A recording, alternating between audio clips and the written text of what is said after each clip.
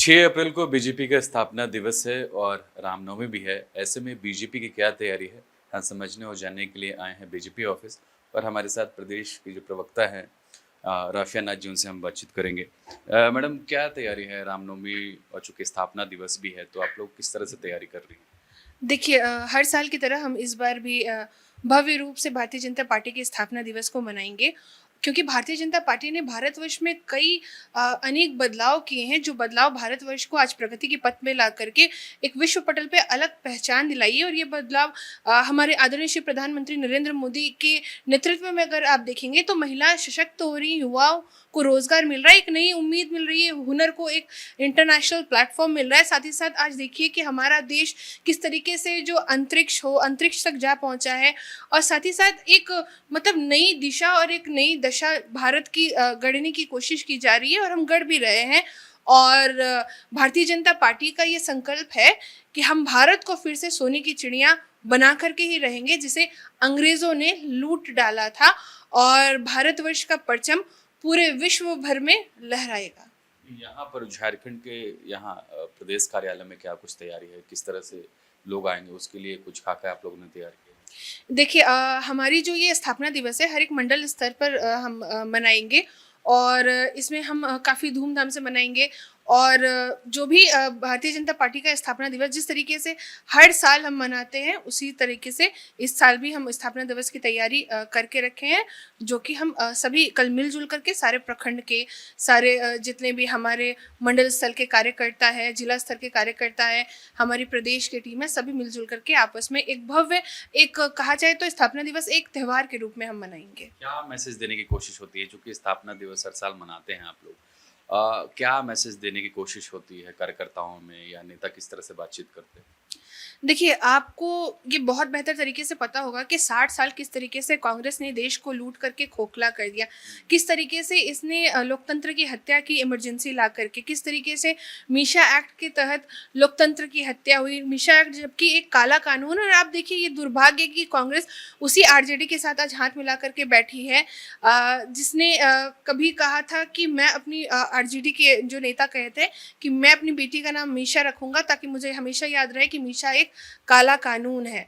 तो ये बहुत ही दुर्भाग्य की बात है कि हमेशा से जो भारत की जनता है, जो हमारे देश की जनता है, उसको वोट बैंक की राजनीति के लिए एक तरीके से कहा जाए तो इस्तेमाल किया गया है। पर अब भारतीय जनता पार्टी को आप देखेंगे तो ये जो भारत के जो सिद्धांत है, हमारी राष्ट्रवादी पार्टी है जो राष्ट्र को सर्वोपरि मान करके राष्ट्र के सिद्धांतों पे कार्य करती है और ऐसी नीतियों और ऐसे सिद्धांतों पे कार्य करती है जिससे कि हमारे देश का जो परचम है पूरे विश्व भर में लहराए।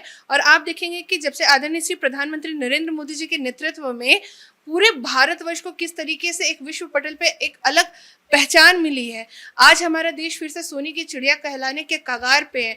आज आप देखेंगे कि खूंटी जैसे जगह जहाँ रात में लोग जाने के लिए डरा करते थे, वहां पे आप देखिए कितना बड़ा सोलर प्लैनेट लग गया है, वो भी भारतीय जनता पार्टी के कार्यकाल में। आज आप देखिए कि आदिवासी भाई बहनों के लिए एकलव्य स्कूल की स्थापना हम लोगों ने की, पर कांग्रेस ने जिस तरीके से सिर्फ और सिर्फ देश को लूटा है, खसोटा है, तो उन सारी चीज़ों को सुधारने में, उन सारी चीज़ों को एक एक करके सही करने में भारतीय जनता पार्टी कार्यरत है। और हम एक विकसित भारत की तरफ चल पड़े हैं और सबका साथ, सबका विकास और सबके विश्वास के साथ हम हमारी स्थापना दिवस को मनाएंगे। नए प्रदेश अध्यक्ष को लेकर क्या कुछ चर्चा चल रही है? चूंकि अब सवाल अंदर ही खाने उठ रहे हैं, चूंकि बाबूलाल मरांडी प्रदेश अध्यक्ष भी है, नेता प्रतिपक्ष भी है।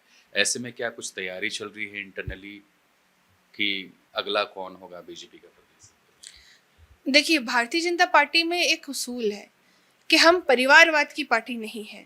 हमारी पार्टी सिद्धांतों पे चलती है, हमारी पार्टी राष्ट्रवाद पे चलती है, और हमारे लिए सबसे सर्वोपरि राष्ट्रवाद होता है, ना कि परिवारवाद होता है। तो भारतीय जनता पार्टी में जो भी विचार विमर्श होता है, सारे परिवार के जने एक साथ जैसे बैठते हैं, उसी तरीके से एक साथ बैठ करके हम विचार करते हैं कि हमारा इस बार अध्यक्ष कौन बनेगा।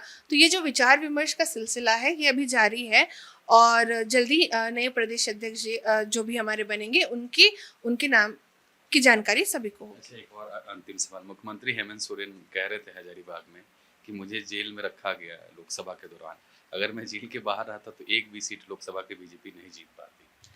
सबसे पहली बात है कि उनको जेल में रखा गया, किसने रखा? उनकी सरकार थी। कानून, लॉ एंड ऑर्डर उनके हाथ में है। तो क्या लॉ एंड ऑर्डर उनके हाथ में रहने के बाद, कानून उनके हाथ में रहने के बाद, क्या आपको लगता है कि जनता को ये समझ में नहीं आएगा कि आपकी सरकार है और बीजेपी जेल में भेज देगी? तब तो ये कहा जाएगा कि जब कांग्रेस की सरकार थी, लालू यादव जब जेल गए थे चारा घोटाला के मामले में, तब कांग्रेस ने जेल भेजा था लालू यादव जी को चारा घोटाला में फंसा करके, ये तब कहा जा सकता है? तो ये कहीं से भी उचित बात नहीं है।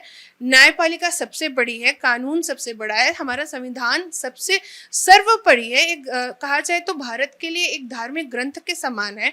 और इस तरीके की बात करना एक इमोशनल कार्ड खेलना होता है कि मुझे जेल भेजा गया, तब तो हर कोई यही कहेगा कि इसी तरीके की बातें करेगा, तो ये कहीं से भी उचित नहीं है।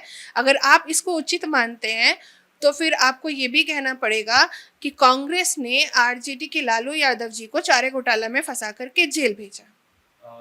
हेमंत सोरेन का 100 दिन का कार्यकाल पूरा हुआ, बाबूलाल ने हमला ही बोला। अब जेएमएम की तरफ से भी रिप्लाई आया है कि बीजेपी की आंखों में पट्टी बंदी है, उनको कुछ दिखाई नहीं देता। इतने बड़े बड़े योजनाएं चल रही हैं, मैया सम्मान योजना जैसी योजनाएं जिसके थ्रू महिलाओं को पैसे मिल रहे हैं। देखिए, पट्टी हमारे आंख में नहीं, पट्टी उनके आंख में बंधी है।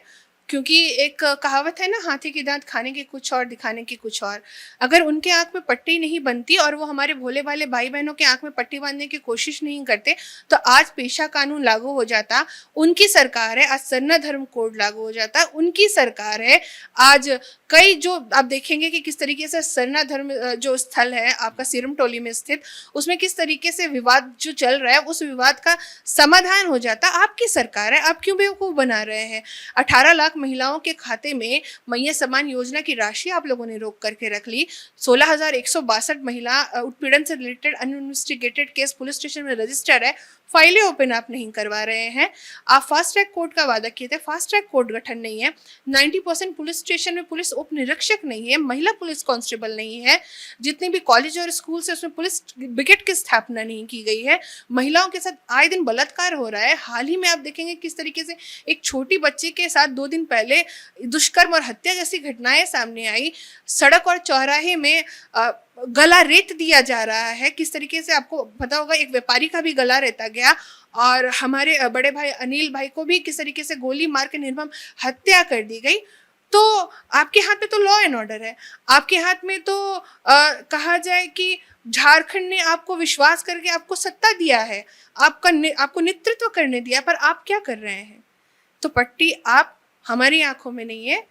एक कहावत है ना कि जब आईने में धूल लगा रहता है तो इंसान अपना चेहरा साफ करता है और ये कहता है कि मतलब कि सामने वाला जा करके कुछ सफाई करे। उनका शीशा तो साफ लग रहा है। उनका शीशा कहाँ से साफ लग रहा है?